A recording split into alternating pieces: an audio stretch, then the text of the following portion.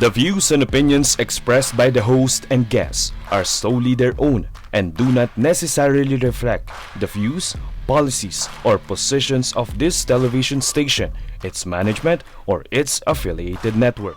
The station and its affiliates assume no responsibility or liability for the opinions expressed or the content discussed during this program. Viewer discretion is advised. Sa barangay tayo, ikaw at ako. Sa barangay tayo, sa barangay tayo. Sa barangay tayo, ikaw at ako. Madami kang matututunan, nakaalaman, kaya lagi tandaan. Sa barangay tayo. Magandang araw at mapagpalang araw po sa inyong lahat. Isang karangalan na makasama kayo, 42,047 barangays, upang pag-usapan natin ang mga mahalagang probisyon sa Local Government Code at sa mga nangyayari sa ating mga barangays. Dito lahat yan sa Barangay Tayo. Hello po sa inyong lahat. Alam nyo, pasensya na at medyo natatraffic po yung ating pong dalawang co-host, si Cap Don Francisco at saka po si Kagawad Marie Formentera, sapagkat nabago po yata yung coding scheme dyan po sa EDSA, kaya medyo naapektuhan po ang kanilang time frame. At yan nga po, pagtsagaan nyo po muna na ako po muna ang inyong kasama ngayong first segment. Hopefully sa second tsaka third segment ay kasama na po natin sila. Medyo may bad news po tayo, no? At umpisahan po natin din eh.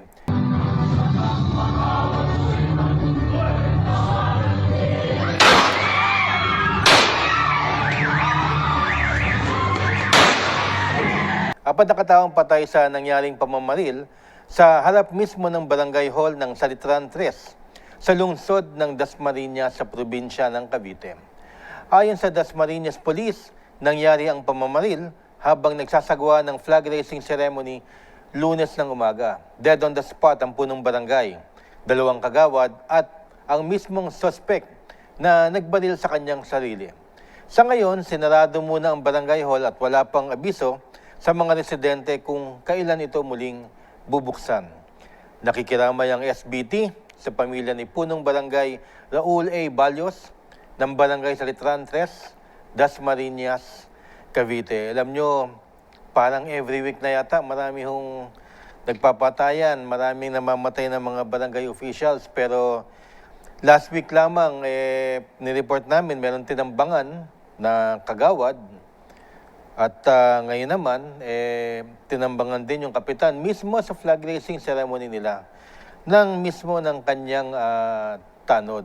Ang pagkakaalam namin, yung tanod na di umano, meron pong karamdaman na diabetes, hindi na masyadong nakakapasok. So medyo nakahold daw ang sweldo at pinag-uusapan yata kung siya ay matatanggal na. Of course, hindi natin masasabi ang mga rason, pero naka-hold ang sweldo. And then parang naghihigante ang di umano ang nangyari. Ganun pa man, nakakalungkot na balita sapagkat hindi dapat nangyayari sa barangay ito, madadaan lahat sa usapan. And I think ang talagang pinupunteriya nung tanod na nagpakamatay, yung namaril, yung tresurera. Pero ang tresurera naman natin ay, alam nyo, sumusunod lamang yon sa utos ng kapitan. At ang kapitan naman, kagaya ng napag-uusapan natin sa ating pong FB page, sa ating pong mga pagkuro-kuro dito sa Barangay Tayo, may discretion talaga kung sa inaakala niya na ang kanyang mga tao ay hindi na pwede at hindi na angkop o naangkon sa mga layunin niya sa barangay. Kaya merong push and pull sometimes, minsan, pagka nararamdaman ng isang tao na malapit na siya ma-fire out o kaya nagkaroon ng mental health issue, especially kung may karamdaman, baka hindi naman alam ng ating mga bossing na ikaw pala ay may pinagdadaanan. So wala akong may kasalanan dyan. At ito'y tinatrato na closed case ng ating mga kapulisan sa nasabing Salitran 3, Barangay Salitran 3. Naiintindihan po namin ang mga pinagdadaanan ng mga tanod sapagkat ang mga tanod, bukod sa sila ay nagiging force multiplier ng ating mga kapulisan,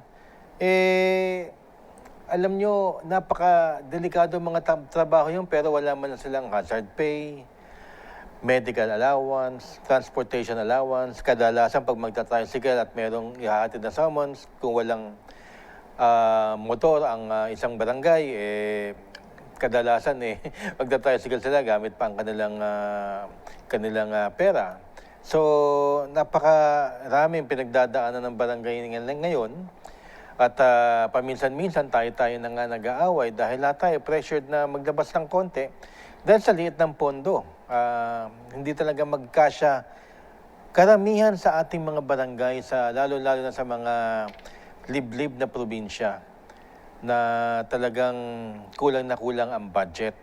At kung may pupuntahan ng mga tanod, napakalayo, ilang kilometro pa. Sometimes nilalakad pa nila. At bukod doon, yung iba, wala pang proper training, health cards, vacation leaves. Sometimes kulang na kulang pag nagkakasakit o sick leaves. Kulang na kulang. Minsan mahirap pa magpaalam sapagkat pagka nabawasan ng mga tanod sa barangay, napipilay din si Kapitan. Alam niyo naman, kinakailangan ni Kapitan na i-maintain ng peace and order ng ating pong mga barangay. Kaya lang, alam niyo, masasagot ito ng Magna Carta for Barangays Act. Kaya talaga natin pinaglalaban yung Magna Carta for Barangays Act.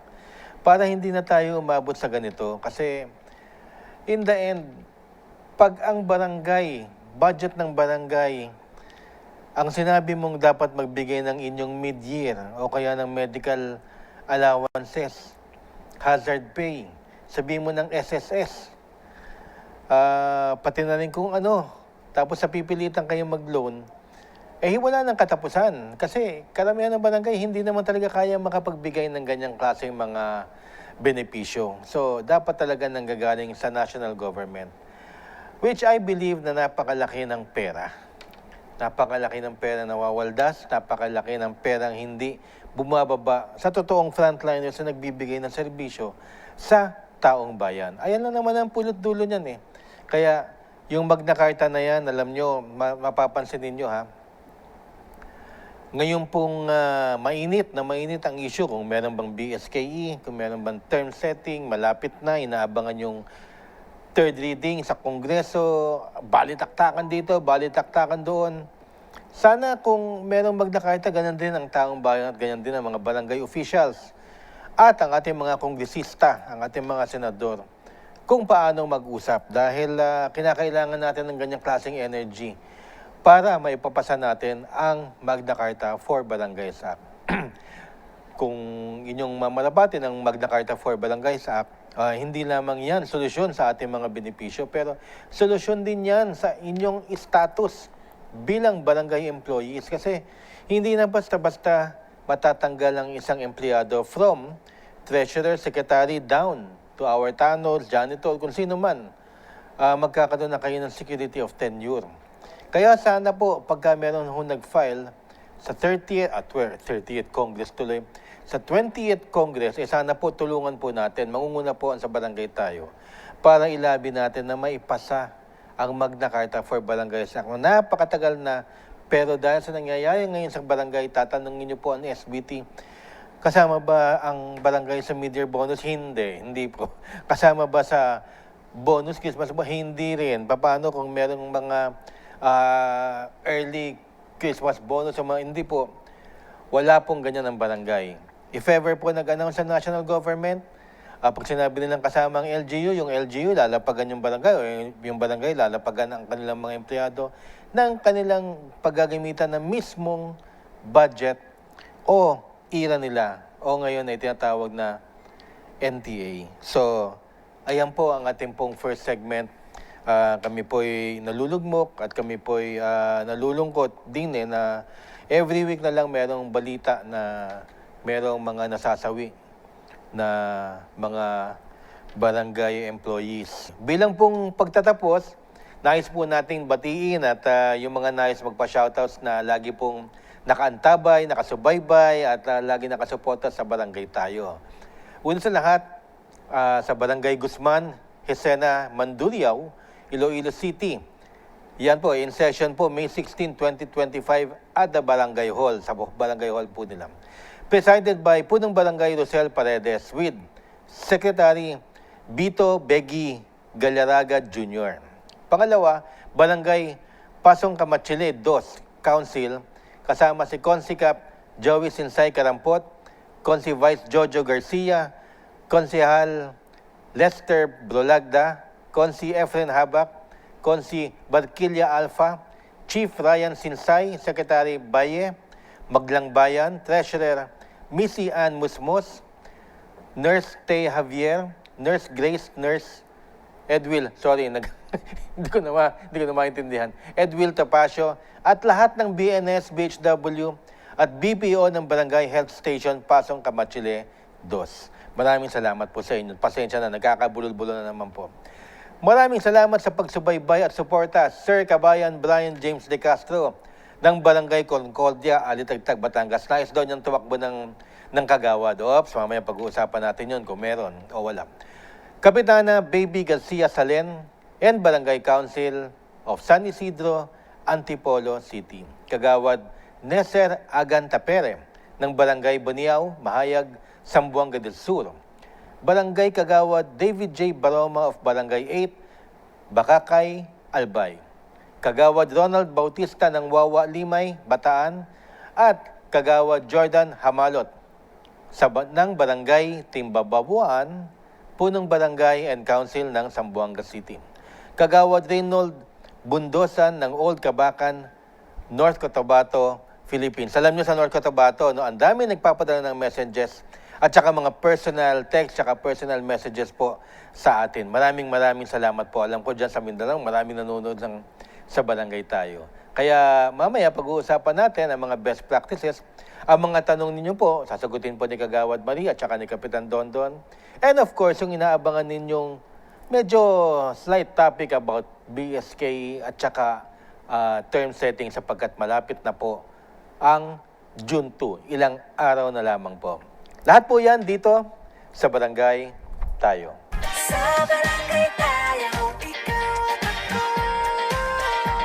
Nagbibigay ng aral sa mga kagawad at kapitan. Sa Barangay